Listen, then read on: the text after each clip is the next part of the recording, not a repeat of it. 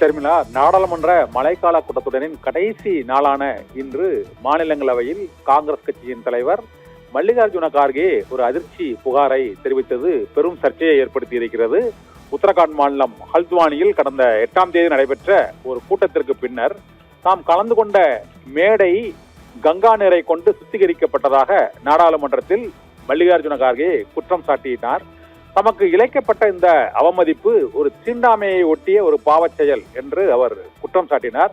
ஆனால் அதற்கு நாடாளுமன்றத்தில் மாநிலங்களவை தலைவர் சிபி ராதாகிருஷ்ணன் தீண்டாமை என்பது பாவச் செயல் என்பதில் மாற்று கருத்து இல்லை, அது குறித்து விசாரணை செய்து உரிய நடவடிக்கை எடுக்கப்படும் என்றும் இதனை ஏற்றுக்கொள்ள மாட்டோம் என்றும் இந்த நடவடிக்கைக்கும் தங்களுக்கும் எந்த விதமான தொடர்பு இல்லை என்று பாரதிய ஜனதா கட்சியின் சார்பாக மறுப்பு தெரிவிக்கப்பட்டிருப்பதையும் அவர் சுட்டிக்காட்டினார். இருந்த போதிலும் ஹல்த்வானி ராம்லீலா மைதானத்தில் நடைபெற்ற செயல் தம்மை தீண்டாமையிலிருந்து தம்மை பாதுகாப்பதாக இல்லாமல் தீண்டாமையை நோக்கி அந்த நிகழ்வு மீண்டும் நாட்டில் சுதந்திரமடைந்து இத்தனை ஆண்டு காலத்திற்கு பிறகும் அத்தகைய ஒரு அவமானகரமான செயல் செய்ததற்கு உரிய நடவடிக்கை எடுக்க வேண்டும் என்ற வேண்டுகோளை விடுத்தார். அதற்கு அமைச்சர் ஜே.பி. நட்டாவும் பதிலளிக்கையில் இது குறித்து விசாரணை செய்து உரிய நடவடிக்கை எடுக்கப்படும், இந்த நிகழ்வை ஏற்றுக்கொள்ளவே இயலாது என்றும், ஒரு தேசிய கட்சியின் தேசிய தலைவர் கலந்து கொண்ட நிகழ்ச்சியில் இதுபோன்று